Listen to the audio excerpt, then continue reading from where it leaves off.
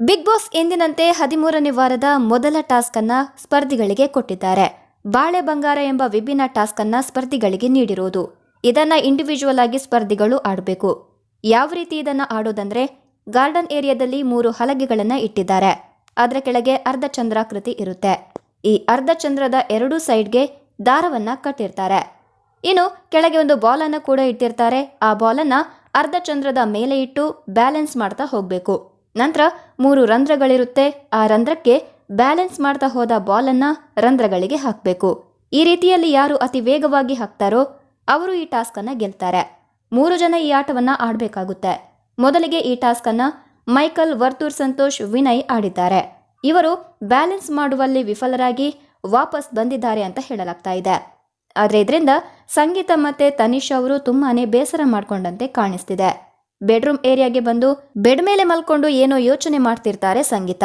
ಅಂದ್ರೆ ಇಲ್ಲಿ ಇವರು ಬೇಸರ ಮಾಡಿಕೊಳ್ಳೋದಕ್ಕೆ ಕಾರಣ, ಈಗಾಗಲೇ ಬಿಗ್ ಬಾಸ್ ಹೇಳಿರುವಂತೆ ಇನ್ ಮುಂದಿನ ಟಾಸ್ಕ್ನ ನೀವು ಯಾವ ರೀತಿ ಆಡಿ ಗೆಲ್ತೀರೋ ಅದರ ಮೇಲೆ 25 ಲಕ್ಷ ರೂಪಾಯಿ ಹಣ ಫೈನಲ್ ನಲ್ಲಿ ಸಿಗುತ್ತೆ. ಇಲ್ಲದೇ ಇದ್ರೆ ವಿನ್ನಿಂಗ್ ಕ್ಯಾಂಡಿಡೇಟ್ ಬರೀ 25 ಲಕ್ಷಕ್ಕೆ ತೃಪ್ತಿ ಪಡ್ಕೋಬೇಕು. ಹಾಗಾಗಿ ಇವರು ಬೇಸರವನ್ನ ಮಾಡ್ಕೊಂಡಿದ್ದಾರೆ. ಅಂದಹಾಗೆ ಬಿಗ್ ಬಾಸ್ ಮನೆಯಲ್ಲಿ ಇದೀಗ ಕಾರ್ತಿಕ್ ಅವರ ಆಟ ವೀಕ್ಷಕರಿಗೆ ಇಷ್ಟವಾಗ್ತಾ ಇಲ್ಲ. ಹೌದು, ಕಳೆದ ವಾರ ಬಿಗ್ ಬಾಸ್ ಮನೆ ಸ್ವಲ್ಪ ಶಾಂತತೆಯಿಂದ ಇತ್ತು. ಫ್ಯಾಮಿಲಿ ರೌಂಡ್ ಆಗಿದ್ರಿಂದ ಟಾಸ್ಕ್ಗಳು ಕೂಡ ಇರಲಿಲ್ಲ. ಇದೇ ಕಾರಣದಿಂದ ಸ್ಪರ್ಧಿಗಳ ಮಧ್ಯೆ ಜಗಳ ಕೂಡ ಆಗಿಲ್ಲ. ಆದ್ರೆ ಈಗ ಮತ್ತೆ ದೊಡ್ಡ ಮನೆಯಲ್ಲಿ ಅಶಾಂತಿ ಮೂಡಿದೆ. ಒಂದು ಚಟುವಟಿಕೆ ವಿಚಾರದಲ್ಲಿ ತನಿಷಾ ಮತ್ತೆ ವಿನಯ್ ನಡುವೆ ಜಗಳ ಉಂಟಾಗಿ ಅದು ತಾರಕಕ್ಕೆ ಹೋಗಿತ್ತು. ಇದಷ್ಟೇ ಅಲ್ಲದೆ ಕೆಲವು ಸ್ಪರ್ಧಿಗಳು ಕೆಲವರ ಬಗ್ಗೆ ಹಿಂದೆಯಿಂದ ಮಾತಾಡೋದು ಕೂಡ ಹೆಚ್ಚಾಗಿದೆ. ಇದು ವೀಕ್ಷಕರಿಗೆ ಇಷ್ಟವಾಗಿಲ್ಲ. ಹೌದು, ಬಿಗ್ ಬಾಸ್ ಮನೆಯಲ್ಲಿ ಕಾರ್ತಿಕ್ ಈಗ ತಮ್ಮ ಆಟವನ್ನ ಹಾಳು ಮಾಡ್ಕೋತಾ ಬರ್ತಿದ್ದಾರೆ ಅನ್ನೋದು ಎದ್ದು ಕಾಣಿಸ್ತಿದೆ. ತಮಗೆ ಒಬ್ಬ ಸ್ಪರ್ಧಿಯನ್ನ ಕಂಡ್ರೆ ಆಗೋದಿಲ್ಲ ಅಂದ್ರೆ ಅವರ ಮುಂದೆನೆ ಏನ್ ಹೇಳ್ಬೇಕೋ ಅದನ್ನ ನೇರವಾಗಿ ಹೇಳಿಬಿಡ್ಬೇಕು. ಅದು ಬಿಟ್ಟು ಹಿಂದೆಯಿಂದ ಒಬ್ಬರ ಬಗ್ಗೆ ನೆಗೆಟಿವ್ ಆಗಿ ಮಾತಾಡಿದ್ರೆ ಅಲ್ಲಿ ಅವರ ವ್ಯಕ್ತಿತ್ವ ಹಾಳಾಗೋದು ಬಿಟ್ರೆ ಅವರು ಯಾರ ಬಗ್ಗೆ ಮಾತಾಡ್ತಾ ಇರ್ತಾರೋ ಅವರದಲ್ಲ. ಇದೀಗ ಕಿಚನ್ ಏರಿಯಾದಲ್ಲಿ ಕಾರ್ತಿಕ್ ಮಾತಾಡಿರುವ ಬಗ್ಗೆ ವೀಕ್ಷಕರು ರೊಚ್ಚಿಗೆದ್ದಿದ್ದಾರೆ. ಉತ್ತರನ ಪೌರುಷ ಒಲೆಯ ಮುಂದೆ ಅನ್ನೋ ಹಾಗೆ ಕಾರ್ತಿಕ್ ಪೌರುಷ ಬಿಗ್ ಬಾಸ್ನ ಹುಡುಗಿರ್ ಮುಂದೆ ಅಂತೆಲ್ಲ ಹೇಳ್ತಿದ್ದಾರೆ. ನಿಜಕ್ಕೂ ಈ ಹಿಂದೆ ಇದ್ದ ಕಾರ್ತಿಕ್ಗೂ ಈಗಿರುವ ಕಾರ್ತಿಕ್ಗೂ ಅಜಗಜಾಂತರ ವ್ಯತ್ಯಾಸ ಇದೆ. ಈ ಹಿಂದೆ ಅವರನ್ನ ತುಂಬಾ ಜನ ಇಷ್ಟಪಡ್ತಿದ್ರು. ಆದ್ರೆ ಬರುತ್ತಾ ಕಾರ್ತಿಕ್ ವರ್ತನೆ ಜನಕ್ಕೂ ಇಷ್ಟವಾಗದೆ ಅವರನ್ನ ಹೊಗಳಿ ಓಟ್ ಮಾಡಿದವರು ಕೂಡ ತಿರುಗಿ ಬೀಳುವಂತೆ ಅವರೇ ಮಾಡ್ಕೊಂಡಿದ್ದಾರೆ. ನಿನ್ನೆ ಪುನಃ ಕಾರ್ತಿಕ್ ಸಂಗೀತ ಬಗ್ಗೆ ಹಿಂದೆಯಿಂದ ಮಾತನಾಡಿದ್ದಾರೆ. ಆ ಮಾತು ಅವರು ಆಡಬಾರ್ದಿತ್ತು. ಕಿಚನ್ ಏರಿಯಾದಲ್ಲಿ ಕಾರ್ತಿಕ್, ವರ್ತೂರ್ ಸಂತೋಷ್ ಹಾಗೆ ತನಿಷಾ ಇರ್ತಾರೆ. ಈ ಸಂದರ್ಭದಲ್ಲಿ ಕಾರ್ತಿಕ್, ಬಿಗ್ ಬಾಸ್ ಮನೆಯಲ್ಲಿ ನವಗ್ರಹಗಳು, ನಿಮ್ಮ ಅನಿಸಿಕೆ ಹೇಳಿ ಅಂತ ವರ್ತೂರ್ಗೆ ಕೇಳಿದ್ದಾರೆ. ಇದಕ್ಕೆ ವರ್ತೂರ್, ಯಾವಾಗ್ಲೂ ನವಗ್ರಹಗಳೇ ಇದು ಅಂದಿದ್ದಕ್ಕೆ ಈ ಮನೆಯ ಶನಿ ಯಾರು ಅಂತ ಮತ್ತೆ ಕಾರ್ತಿಕ್ ಕೇಳಿದ್ದಾರೆ. ಇದಕ್ಕೆ ವರ್ತೂರ್ ಅವರು ವಿನಯ್ ಹೆಸರನ್ನ ಹೇಳಿದ್ರೆ ಕಾರ್ತಿಕ್ ಅವರು 2ನೇ ಶನಿ ಯಾರು ಅಂತ ಕೇಳಿದ್ದಾರೆ. ಇದಕ್ಕೆ ವರ್ತೂರ್ ಅವರು ನಮ್ರತ ಹೆಸರನ್ನ ಹೇಳಿದ್ದಾರೆ. ಇಷ್ಟಕ್ಕೆ ನಿಲ್ಲಿಸದ ಕಾರ್ತಿಕ್ ಅವರು 3ನೇ ಶನಿ ಯಾರು ಅಂತ ಕೇಳಿದ್ದಾರೆ. ಇದಕ್ಕೆ ವರ್ತೂರ್ 3ನೇ ಶನಿ ಇದೆಯಾ ಅಂತ ಪ್ರಶ್ನಿಸ್ತಾರೆ.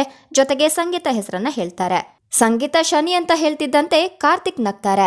ಆದ್ರೆ 4ನೇ ಶನಿ ಯಾರು ಅಂತ ಕಾರ್ತಿಕ್ ಕೇಳೋದಿಲ್ಲ. ಹಾಗಾದ್ರೆ ವರ್ತೂರ್ ಬಾಯಿಂದ ಸಂಗೀತ ಶನಿ ಅಂತ ಹೇಳ್ಸೋಕೆ 1ನೇ ಶನಿ ಯಾರು, 2ನೇ ಶನಿ ಯಾರು, 3ನೇ ಶನಿ ಯಾರು ಅಂತ ಹೇಳ್ಕೊತಾ ಬಂದ್ರು. ಇದು ವೀಕ್ಷಕರಿಗೆ ಸಿಟ್ಟು ತರಿಸಿದೆ. ಅಷ್ಟೇ ಅಲ್ಲ, ವರ್ತೂರ್ ಕಾರ್ತಿಕ್ಗೆ ಹೇಳ್ತಾರೆ ಅವರ ಪ್ರಭಾವ ಬೀರಿದ್ರೆ ಒಬ್ಬರ ಮೇಲೆ ಪಕ್ಕಾ ಬೀರುತ್ತೆ ಅಂತ. ನಿಮ್ ಪ್ರಕಾರ ಯಾರು ಅಂತ ಮತ್ತೆ ಪ್ರಶ್ನಿಸ್ತಾರೆ ವರ್ತೂರ್ ಅವರು. ಇದಕ್ಕೆ ಕಾರ್ತಿಕ್ ಸಂಗೀತ ಹೆಸರನ್ನ ಹೇಳಿದ್ದಾರೆ. ಹಾಗಾದ್ರೆ ಕಾರ್ತಿಕ್ ಪ್ರಕಾರ ಬಿಗ್ ಬಾಸ್ ಮನೆಯ ಶನಿ ಅಂದ್ರೆ ಅದು ಸಂಗೀತ. ಇದೆಲ್ಲ ಬೇಕಾ? ಕಾರ್ತಿಕ್ ಎಷ್ಟು ಚೀಪ್ ಆಗಿ ಮಾತಾಡ್ತಾರೆ ಅಂತ ಜನ ಉಗಿತಿದ್ದಾರೆ. ಇರ್ಲಿ, 3ನೇ ಶನಿಯ ಗ್ರಹಚಾರ ನಿನ್ಗೆ ಕಾದಿದೆ ಅಂತಾನು ಹೇಳಿದ್ದಾರೆ. ಶನಿ ಕಣ್ಣು ನಿನ್ ಮೇಲೆ ಬಿದ್ದಿರೋದು, ಅದಕ್ಕೆ ನೀನು ನೆಲ ಕಚ್ಚಿರೋದು ಅಂತ ಕಾರ್ತಿಕ್ ವಿರುದ್ಧ ಮಾತನಾಡಿದ್ದಾರೆ ಜನ. ಒಟ್ನಲ್ಲಿ ಹೇಳೋದಾದ್ರೆ ಮೊದಲಿದ್ದ ಕಾರ್ತಿಕ್ಕು ಈಗಿರುವ ಕಾರ್ತಿಕ್ಕು ತುಂಬಾನೇ ವ್ಯತ್ಯಾಸ ಇದೆ. ತಮ್ಮ ವ್ಯಕ್ತಿತ್ವವನ್ನ ತಾವೇ ಹಾಳು ಮಾಡ್ಕೋತಾ ಇದ್ದಾರೆ. ಇನ್ನು ಲೈವ್ ನಲ್ಲಿ ನಮ್ರತ್ ಅವರ ಸೊಂಟವನ್ನ ಚಿವುಟಿದ್ರಿಂದ ವೀಕ್ಷಕರು ರೊಚ್ಚಿಗೆದ್ದಿದ್ದಾರೆ. ಇಂತಹ ಸ್ಪರ್ಧಿಗಳನ್ನೆಲ್ಲ ಯಾಕೆ ಬಿಗ್ ಬಾಸ್ಗೆ ಕಳುಹಿಸ್ತೀರಾ ಅಂತೆಲ್ಲ ಕೇಳಿದ್ದಾರೆ. ಇದನ್ನ ನೀವು ಲೈವ್ ನಲ್ಲಿ ತೋರಿಸ್ತೀರಾ, ಆದ್ರೆ ಸಂಚಿಕೆಯಲ್ಲಿ ಪ್ರಸಾರ ಮಾಡಲ್ಲ. ಸಂಚಿಕೆಯಲ್ಲಿ ಪ್ರಸಾರ ಮಾಡಿದ್ರೆ ಆತನ ಬಣ್ಣ ಬಯಲಾಗುತ್ತೆ ಅಂತ ಹೇಳಿದ್ದಾರೆ. ಅಂದಹಾಗೆ ಇದೀಗ ಮೈಕಲ್ ಅವರ ವರ್ತನೆ ಕೂಡ ಮಿತಿ ಮೀರ್ತಾ ಇದೆ. ತಾವು ಅಹಂಕಾರದಿಂದ ವರ್ತಿಸೋದನ್ನ ಇನ್ನೂ ಕೂಡ ಬಿಟ್ಟಿಲ್ಲ. ಬಿಗ್ ಬಾಸ್ ಮನೆಯಲ್ಲಿ ಮೈಕಲ್ ಅಜಯ್ ಅವರು ಆರಂಭದಲ್ಲಿ ಹಲವು ವಿಚಾರದಲ್ಲಿ ಗಮನವನ್ನ ಸೆಳೆದಿದ್ರು. ಅನೇಕರಿಗೆ ಇವರು ಇಷ್ಟ ಆಗಿದ್ರು. ಕಷ್ಟ ಆದ್ರೂ ಕೂಡ ಕನ್ನಡ ಮಾತನಾಡ್ತಾರೆ ಅಂತ ತುಂಬಾ ಜನ ಇಷ್ಟಪಟ್ಟಿದ್ರು. ನೇರವಾಗಿ ವಿಚಾರಗಳನ್ನ ಹೇಳೋದಕ್ಕೆ ಮೈಕಲ್ ಪ್ರಯತ್ನಿಸ್ತಾ ಇದ್ರು. ತನ್ನ ಫ್ರೆಂಡೇ ಆದ್ರೂ ತಪ್ಪು ಮಾಡಿದಾಗ ಅದನ್ನ ಹೇಳ್ತಾ ಇದ್ರು. ಆದ್ರೆ ಈಗ ಅವರು ಸಂಪೂರ್ಣವಾಗಿ ಬದಲಾಗಿದ್ದಾರೆ. ಏನ್ ಬೇಕಾದ್ರೂ ಮಾಡ್ಕೊಳ್ಳಿ, ಐ ಡೋಂಟ್ ಕೇರ್ ಎನ್ನುವ ಮನೋಭಾವ ಅವರಲ್ಲಿ ಬಂದಿದೆ. ಈ ಮಧ್ಯೆ ಅವರು ಬಿಗ್ ಬಾಸ್ನ ವಾತಾವರಣ ಹಾಳು ಮಾಡೋದಕ್ಕೆ ಪಣ ತೊಟ್ಟು ನಿಂತಿದ್ದಾರೆ. ಬೀನ್ ಬ್ಯಾಗ್ ಮೇಲೆ ಕುಳಿತು ವಿನಯ್ ಹಾಗೂ ಮೈಕಲ್ ನಿದ್ದೆ ಮಾಡ್ತಾ ಇದ್ರು. ಈ ಕಾರಣಕ್ಕೆ ಬಿಗ್ ಬಾಸ್ ನಾಯಿ ಬೊಗಳುವ ಸೌಂಡ್ ಅನ್ನ ಹಾಕ್ತಾರೆ.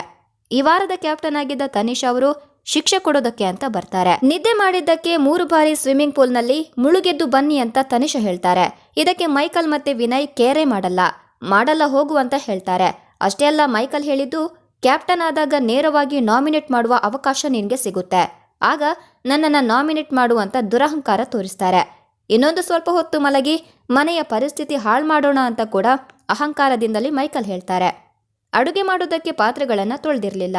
ಇದನ್ನ ಮಾಡುವ ಕೆಲಸ ಮೈಕಲ್ ಅವರದ್ದಾಗಿತ್ತು. ಆದ್ರೆ ತನಿಷಾ ಬಂದು ಪದೇ ಪದೇ ಹೇಳಿದ್ರು ಕೂಡ ಮೈಕಲ್ ಎದ್ದು ಬರಲೇ ಇಲ್ಲ. ಕೊನೆಗೆ ಪಾತ್ರೆ ತೊಳೆಯೋದಕ್ಕೆ ಅಂತ ನಿಧಾನಕ್ಕೆ ಬರ್ತಾರೆ.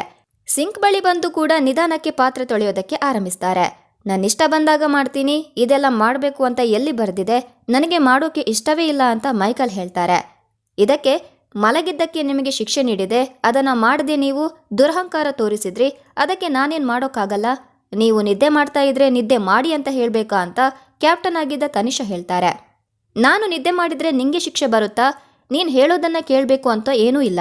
ನೀನು ಡಿಕ್ಟೇಟರ್ ಅಲ್ಲ. ಕ್ಯಾಪ್ಟನ್ಸಿ ಟಾಸ್ಕ್ನಲ್ಲಿ 3 ಬಾಲ್ ಹಾಕಿದ್ದೀಯಾ ಅಷ್ಟೇ. ನೀನೇನ್ ದೊಡ್ಡ ಸಾಧನೆ ಮಾಡಿಲ್ಲ. ನಿನ್ನ ಧ್ವನಿಯನ್ನ ಕೇಳಿ ಮೊದಲಿನಿಂದಲೂ ಇರಿಟೇಷನ್ ಆಗ್ತಿದೆ ಅಂತ ಮೈಕಲ್ ಅಜಯ್ ಕೂಡ ಸಿಟ್ಟಲ್ಲೇ ಹೇಳ್ತಾರೆ. ಕ್ಯಾಪ್ಟನ್ಗೆ ಗೌರವ ಕೊಡಬೇಕು ಅಂತ ಈ ಹಿಂದೆನೇ ಕಿಚ್ಚ ಸುದೀಪ್ ಅವರು ಹೇಳಿದ್ರು. ಇದನ್ನ ಕಟ್ಟುನಿಟ್ಟಾಗಿ ಪಾಲಿಸಬೇಕು ಅಂತ ಸೂಚಿಸಿದ್ರು. ಆದ್ರೆ ಮೈಕಲ್ ಮತ್ತೆ ವಿನಯ್ ಇಬ್ರು ಕೂಡ ಅದನ್ನ ಫಾಲೋ ಮಾಡಿಲ್ಲ. ವೀಕೆಂಡ್ ಎಪಿಸೋಡ್ನಲ್ಲಿ ಕಿಚ್ಚನಿಂದ ಕ್ಲಾಸ್ ಸಿಗೋದು ಮಾತ್ರ ಪಕ್ಕ ಅನ್ಬೋದು. ಇನ್ನು ಕಲರ್ಸ್ ಕನ್ನಡ ಒಂದು ಪ್ರೋಮೋವನ್ನ ಹಂಚಿಕೊಂಡಿದ್ದಾರೆ. ಅದರಲ್ಲಿ ಶ್ರೀ ವಿದ್ಯಾಶಂಕರಾನಂದ ಸರಸ್ವತಿ ಗುರುಜಿ ಬಿಗ್ ಬಾಸ್ ಮನೆಗೆ ಆಗಮಿಸಿದ್ದಾರೆ. ಅಷ್ಟೇ ಅಲ್ಲ, ಅಲ್ಲಿ ಸ್ಪರ್ಧಿಗಳ ಭವಿಷ್ಯವನ್ನ ಕೂಡ ಹೇಳಲಿದ್ದಾರೆ. ಪ್ರೋಮೋದಲ್ಲಿ ನೋಡುವಂತೆ ಡ್ರೋನ್ ಪ್ರತಾಪ್ಗೆ ಗುರುಜಿಯ ಭವಿಷ್ಯ ದಂಗು ಬಡಿಸುವಂತಿದೆ. ಯಾಕಂದ್ರೆ ಕುಟುಂಬದಿಂದ ದೂರವೇ ಇರುವಂತೆ ಪ್ರತಾಪ್ಗೆ ಗುರುಜಿ ಸೂಚಿಸಿದ್ದಾರೆ.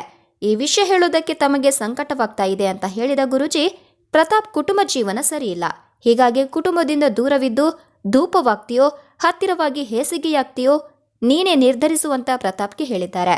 ಇದನ್ನ ಕೇಳಿ ಪ್ರತಾಪ್ ಕಣ್ಣಲ್ಲಿ ನೀರು ಬಂದಿದೆ. ಇಷ್ಟೇ ಅಲ್ಲ, ವರ್ತೂರ್ ಸಂತೋಷ್ ಅವರಿಗೂ ಕೂಡ ಕಾಲಿಗೆ ಟ್ಯಾಟು ಹಾಕಿಸಿಕೊಂಡ ದಿನದಿಂದ ಗ್ರಹಚಾರ ಒಕ್ಕರಿಸಿದೆ ಅಂತ ರೈತ ವರ್ತೂರ್ ಸಂತೋಷ್ಗೆ ಹೇಳಿದ್ದಾರೆ. ಇನ್ನು ನಮ್ರತಾ ಕೂಡ ಬದುಕಿನಲ್ಲಿ ಹೊಸ ಬೆಳಕು ಹಾಗೂ ಹೊಸ ವ್ಯಕ್ತಿಯ ಆಗಮನವಾಗುತ್ತೆ ಅಂತ ಗುರುಜಿ ತಿಳಿಸಿದ್ದಾರೆ. ಉಳಿದ ಸ್ಪರ್ಧಿಗಳ ಭವಿಷ್ಯ ಏನ್ ಹೇಳಿದ್ದಾರೆ ಅನ್ನೋದನ್ನ ಕಾದು ನೋಡ್ಬೇಕು. ಅಂದಹಾಗೆ ಅತಿ ಹೆಚ್ಚು ವೀಕ್ಷಕರು ಕಾಯ್ತಾ ಇರೋದು ಸಂಗೀತ ಅವರಿಗೆ ಗುರುಜಿ ಏನ್ ಹೇಳಿರ್ಬೋದು ಅಂತ. ಒಳ್ಳೆ ಭವಿಷ್ಯವನ್ನ ನುಡಿತಾರಾ ಅಂತ ಕಾದು ನೋಡ್ಬೇಕಂತೇಳಿ ವೀಕ್ಷಕರು ಕಾಯ್ತಿದ್ದಾರೆ. ಅದು ಅಲ್ಲದೆ ವೀಕ್ಷಕರಿಗೆ ಈಗ ಅಸಮಾಧಾನ ಹುಟ್ಟಿದ್ದು ಪ್ರತಾಪ್ ಬಗ್ಗೆ ಗುರೂಜಿ ನುಡಿದಿರುವ ಭವಿಷ್ಯ. ಕುಟುಂಬದಿಂದ ದೂರವಿರೋದಕ್ಕೆ ಪ್ರತಾಪ್ಗೆ ಗುರೂಜಿ ಸಲಹೆಯನ್ನ ಕೊಟ್ಟಿದ್ರಿಂದ ವೀಕ್ಷಕರು ಅಸಮಾಧಾನ ಹೊರಹಾಕಿದ್ದಾರೆ. ತುಂಬಾ ನೊಂದುಕೊಂಡಿದ್ದಾನೆ, ಮತ್ತೆ ಪುನಃ ಅದನ್ನ ಹೇಳ್ಬೇಕಿತ್ತ, ಬಿಗ್ ಬಾಸ್ಗೆ ಇದನ್ನೆಲ್ಲ ಯಾಕೆ ಕಳುಹಿಸಿಕೊಡ್ತೀರಾ ಬಿಗ್ ಬಾಸ್ ಅಂತೆಲ್ಲ ಕೇಳಿದ್ದಾರೆ. ಒಟ್ನಲ್ಲಿ ಕಾದು ನೋಡ್ಬೇಕು ಅಂತ ಹೇಳ್ತಾ ಈ ವಿಡಿಯೋವನ್ನ ಇಲ್ಲಿಗೆ ಮುಗಿಸ್ತಾ ಇದ್ದೀನಿ. ಧನ್ಯವಾದ.